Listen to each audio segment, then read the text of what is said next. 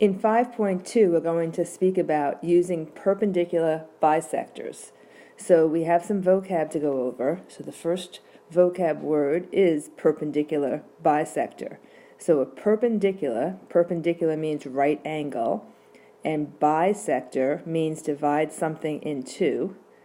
So a perpendicular bisector is a segment, a ray, so in this line we should say ray, line or plane that is perpendicular to a segment at its midpoint.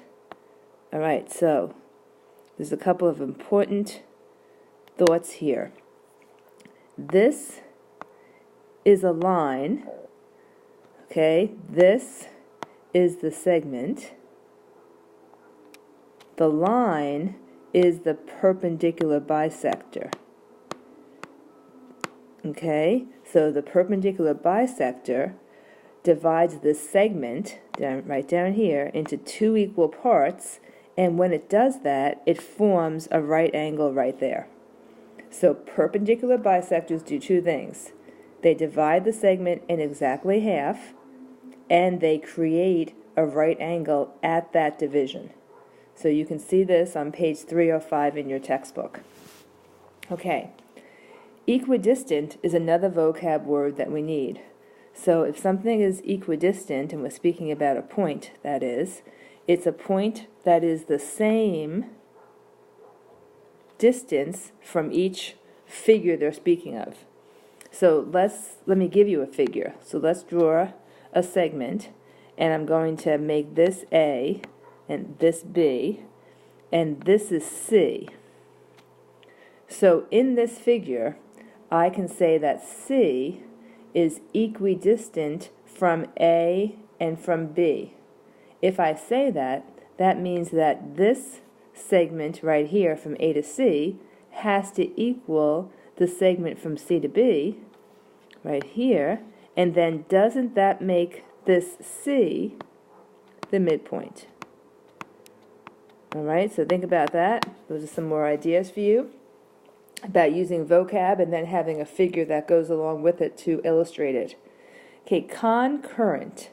Okay, concurrent means at the same time. So the definition in math of concurrent is, so I can say you are taking, in the real world, you are taking 7 classes concurrently. So for example, you're taking math and an English. Those classes are being taken concurrently during the same semester. So that's what it means in terms of, the real world. In terms of math, it means when 3 or more lines or segments intersect at the same point. So again, we can have, and that says same, we can have an illustration to help us with that. So let me draw line segments. So there's one line segment, there's 2 line segments. Now if I draw a line segment and I have all 3 of these intersect right here, then I can say that these 3 line segments are concurrent. Okay? The point of concurrency, which is the next vocab word, in this situation would be here at point P. So we'll go on the next page and we'll write out the remaining 2 vocab words. Okay, so to pick up where we left off, the point of concurrency is the point of intersection of the lines, rays, or segments. So I had previously drawn something like that, and just ignore the fact that that last one is curvy. Right here at this arrow, so we'll change the color for a sec, and we'll put a blue point there. That is your point of concurrency. Okay, so that blue point is the point of concurrency, where the 3 segments intersect. All right, so now we're going to start talking about triangles again, and talk about a point of concurrency where 3 perpendicular bisectors intersect. So let me we'll change color again. Okay, the point of concurrency of 3 of 3 perpendicular, so right here we're going to write perpendicular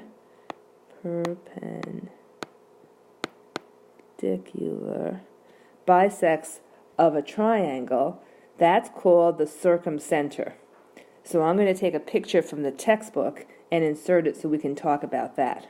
So I'm going to do that on the next page. Okay, here's our picture from the textbook.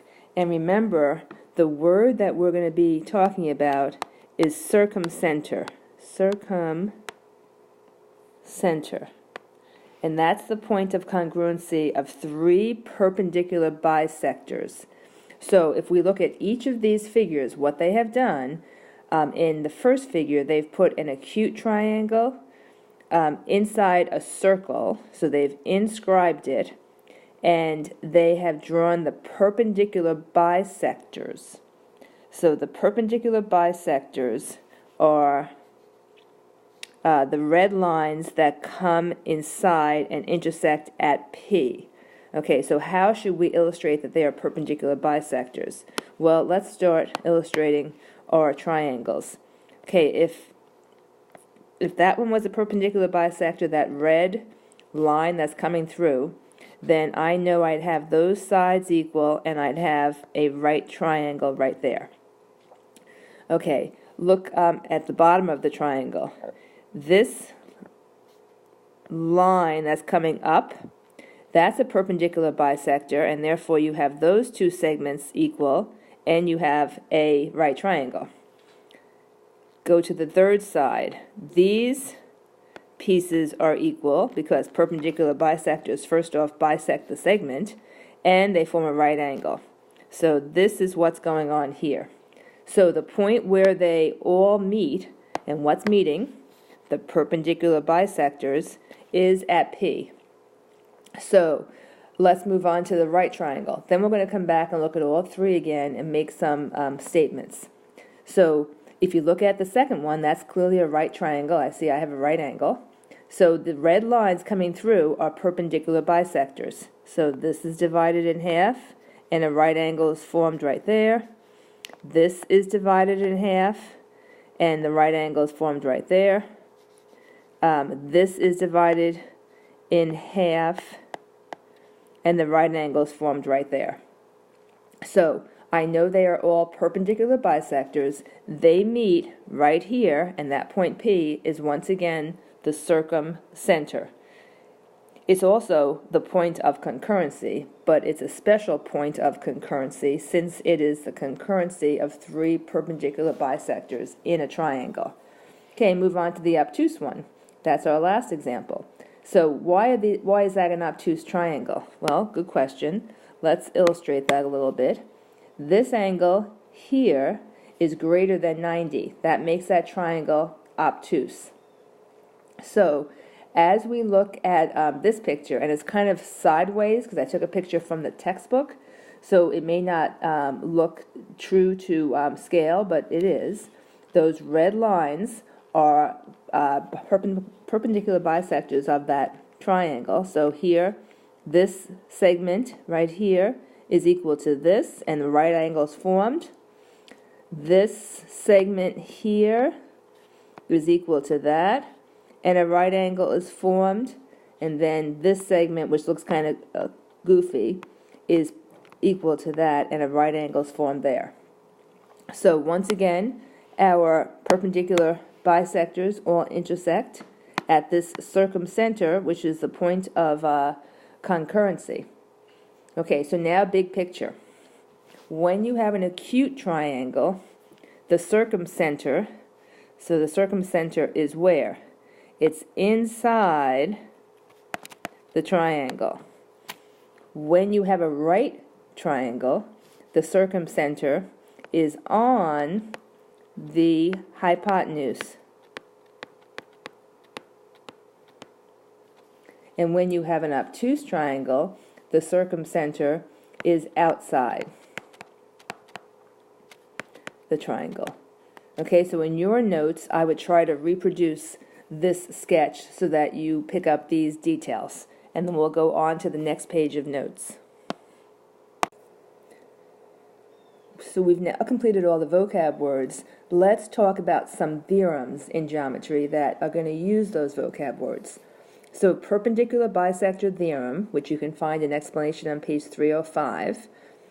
In a plane, if a point is on the perpendicular bisector, okay, so the point is on the perpendicular bisector of a segment, then it is equidistant from the endpoints of the segment.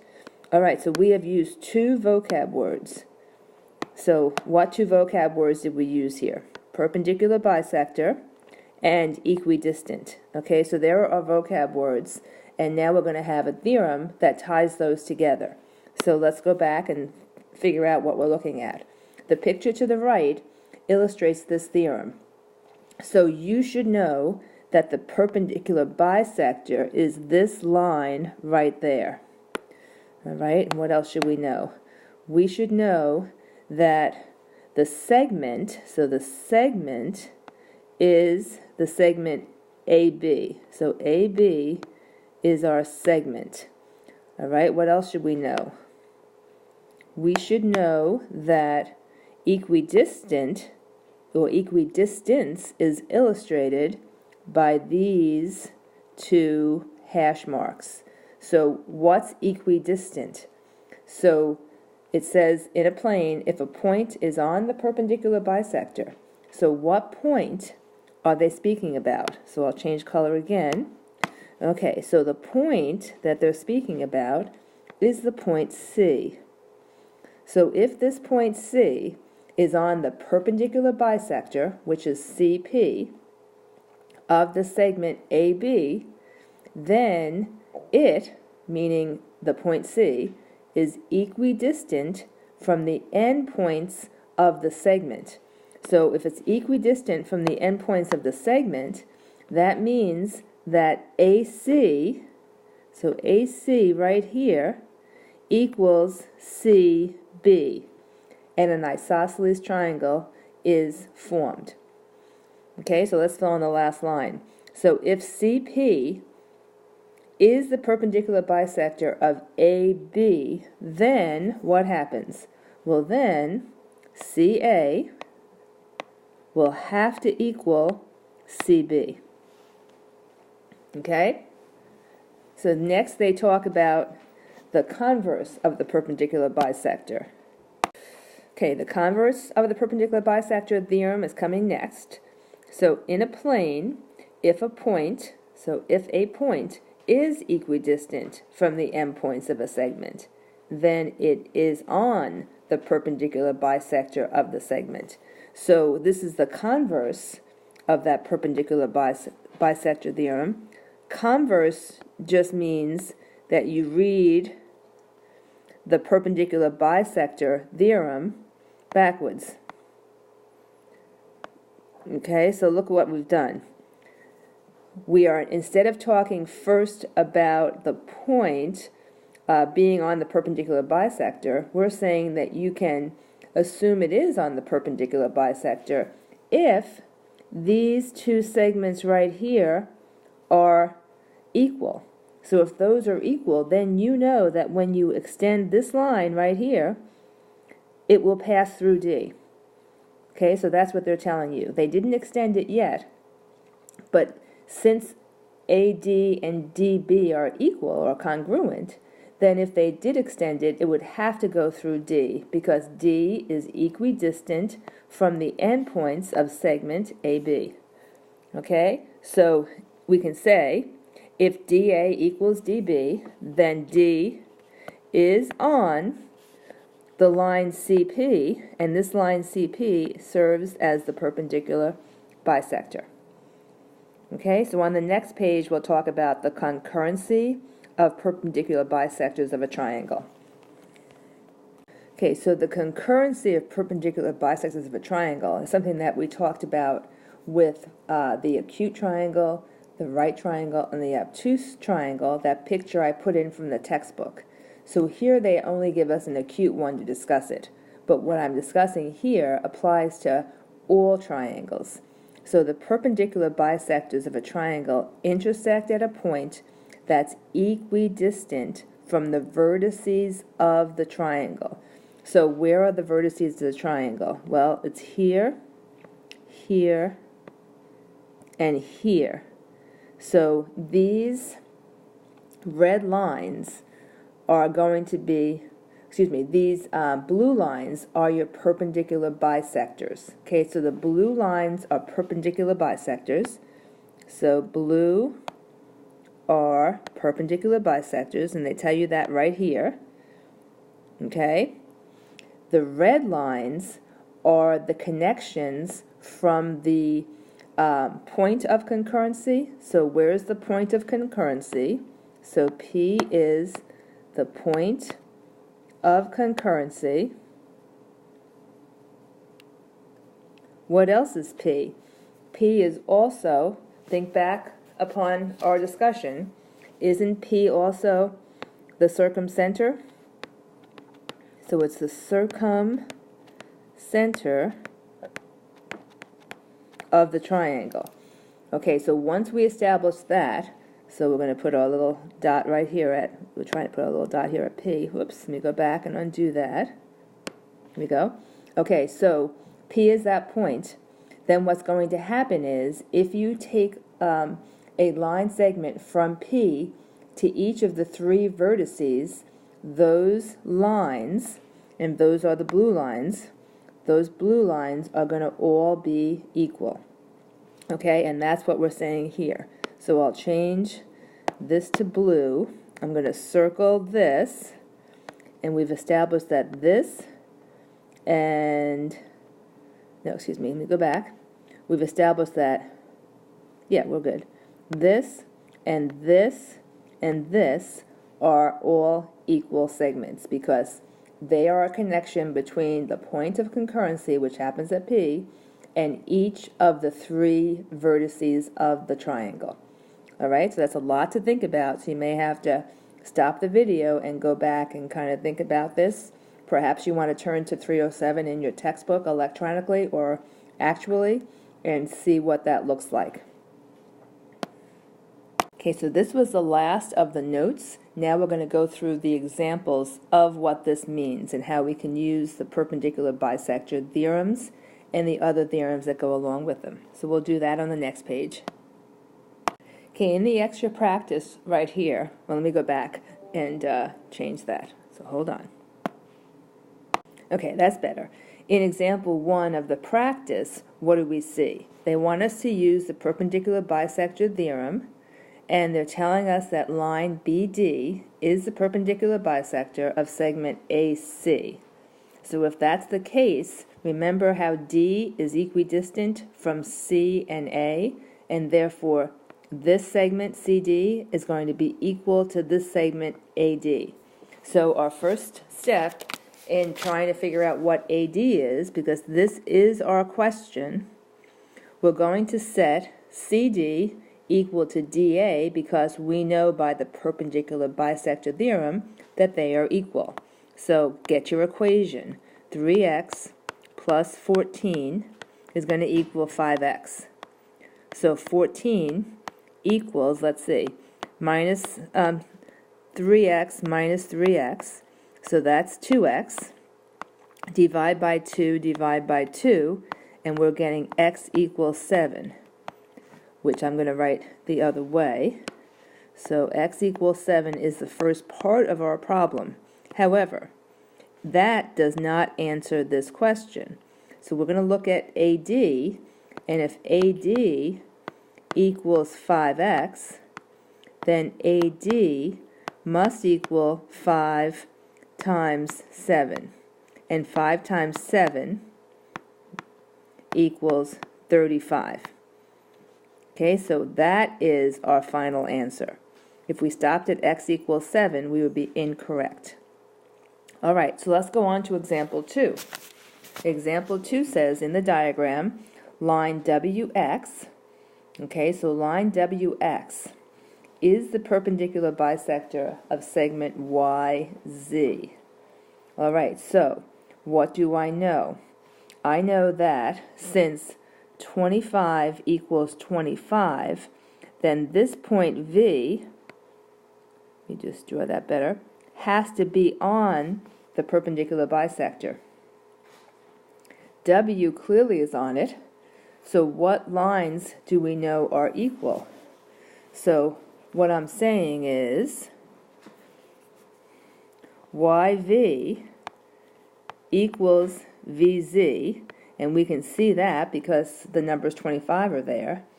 But the other thing we know is that WY has to equal YZ. Okay, and that's true because W is on the perpendicular bisector. The endpoints of the segment that's being bisected are YZ, and therefore WY has to equal WZ. So they ask us now, is V on line WX? And the answer is yes, because we have this situation right here. Since I see that YV equals VZ, then that means the point V is equidistant from Y and Z, which is on that segment, and therefore V must be on the perpendicular bisector. Okay, so make sure that that makes sense to you, and then we'll go on to the extra examples. In this extra practice, problem number 1 is very similar to the practice we did on the previous page. So this says, in the diagram, line RS is the perpendicular bisector of segment PQ. So if it's doing that, then I know that PR equals RQ. So they're asking us to find PR.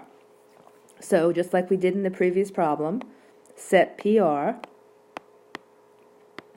equal to RQ and solve. So this is a two-step problem. So what I would do first is add 9. So I'm adding 9 both places. And subtract 6x both places. I get 2x, because these are going to cancel, equals 9. So I am getting x, divide both sides by 2. X equals 4.5. Now, just like previously, they are not asking us for x. We have to find x in order to find PR. But PR equals 8x minus 9. So if you plug in your 4.5 and say, I'll do it up here, 8x minus 9 is what we're looking for. So 8 times 4.5 minus 9, and that's a point. Your result is going to be that PR equals 27. So make sure you're getting that. Now, if you know that PR equals 27, you can check your work by verifying that QR also equals 27. So if you put x here for 6x, if you fill in x here, you will get that this side is also 27. So this segment equals this segment as planned, and this equals this, and I've got my right angle there. So make sure you understand all those little pieces of the perpendicular bisector theorem. Okay, in the next picture, it shows us a diagram, and we have line JM functioning as the perpendicular bisector of segment HK. So I know that this equals this. So HM equals MK. Okay, so I see that J is on the perpendicular bisector, so therefore this segment equals this segment. I am seeing that LK and HL have the same values, so that's telling me that this point L is also on the perpendicular bisector, and I should be able to extend this line and go right through L. Alright, so they want us to first answer, because I've done some illustrating on my figure, so now let's go back to the questions. Because it's much easier if you illustrate first and then look at your questions, because you have put forth some of the fundamental aspects of this theorem in your diagram. So it says in A, which lengths in the diagram are equal? So I can see that LH is equal to LK because they have the same value. By the theorem, I know that HJ equals JK, and by the theorem, I also know that HM equals MK. Now, don't be confused into thinking that when you set these three segments equal to each other, that they are all equal. That's not the case. Just the pairs are equal. Okay, they then go on in B to ask us, is L on line JM? And it is, because I can see that HL equals LK, which goes along with the converse of the perpendicular bisector theorem. Okay, so I'm throwing a lot of math at you, so you're going to have to stop the video and think about this. Don't just copy it down because you're not going to process it correctly so that you actually own this material, which is your goal. Okay, next I did some foundational math for us, so we'll do that on the next page. It's just dealing with fractions, and I want to make sure that we're clear on the procedures for that. So on this page, the foundational math is just reviewing some concepts you should already be familiar with. So if you have a mixed number, it means that you have a whole number and a fraction, and they're written side by side. If you want to change it into improper fractions, that means that the numerator, which is always on top, is greater than the denominator. Okay, that would be an improper fraction if the numerator is a larger number than is the denominator. So to move from mixed numbers to improper fractions, what you do is you multiply the whole number times the base of the fraction, so 2 times 4, and then you add the numerator, and you divide the whole thing by the original denominator of the fraction. So doing that, 2 times 4 is 8, plus 1 is 9. This is equal to 9/4. So let's do the same thing here. So to get an improper fraction, I'm going to say 3 times 8 plus the 3 in the numerator over the original denominator. So let's see what we get. 3 times 8 is 24, 25, 26, 27. So that's going to be 27/8. 27/8. All right? So let's continue. If I'm going to now change the following improper fractions, improper happens when your numerator is greater than your denominator, and changing into mixed numbers, I'm going to use division. So I'm going to say 9 divided by 4, and whatever that equals, I'm going to put it, let's go through it. So 4 goes into 9, how many times?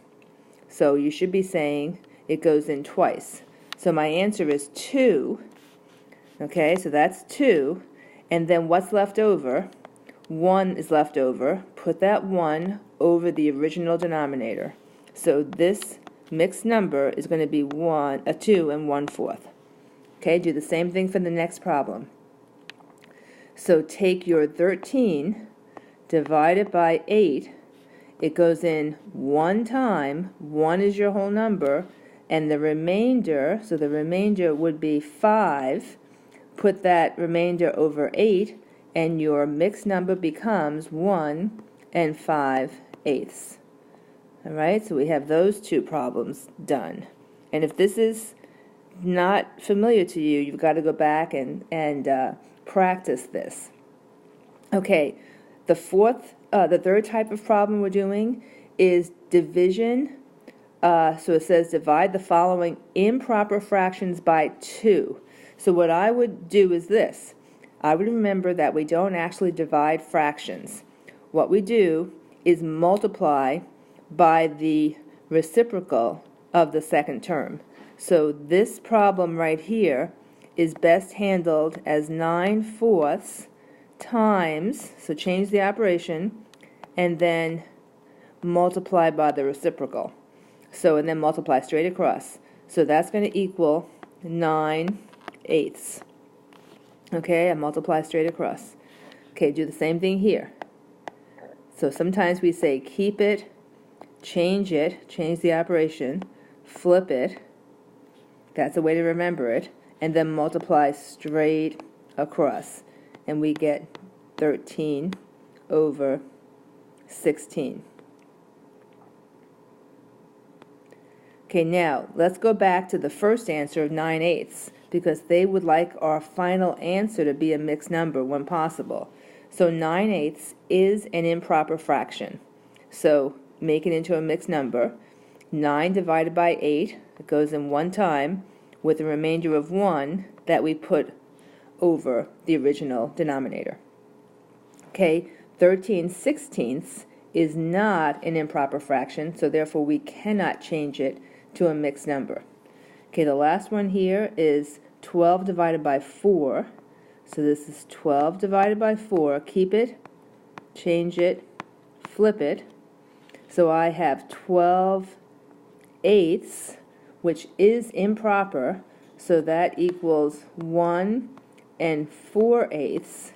And now we haven't talked about reducing fractions, but that can be reduced to 1/2 because 4 goes into both the numerator and the denominator of the fraction component of our mixed number. Okay, we have 3 more problems to do and then we're done. So this says divide the following mixed number by 2. So that's the equation. It's a mixed number. First thing you're going to do is make the mixed number into an improper fraction. So 1 times 4 is 4 plus 1 is 5. So this problem is really 5/4 divided by 2. So 5/4 times, keep it, change it, flip it. That's going to be 5/8. 5/8 is not an improper fraction, so I'm not changing that to a mixed number. Okay, the next problem, 2 times 8 is 16, plus 3 more is 19. So this becomes 19/8. Keep it, change it, flip it. And I have 19/16, which is an improper fraction. So if I put 16 into 19, it goes in one time with a remainder of 3. So it's 3/16. And that's my mixed number. Okay, last problem. 2 times 4 is 8, plus 3 more is 11. So 11/4, keep it, change it, flip it. 11/8, and 11/8 is an improper fraction. Change that to a mixed number and you get 1. 8 goes into 11 one time with 3 remainder. So 1 3/8 would be our mixed number answer. So go back over these. When we quiz on 5-2, I'm going to put some of these on the quiz as well, so make sure you understand working with fractions.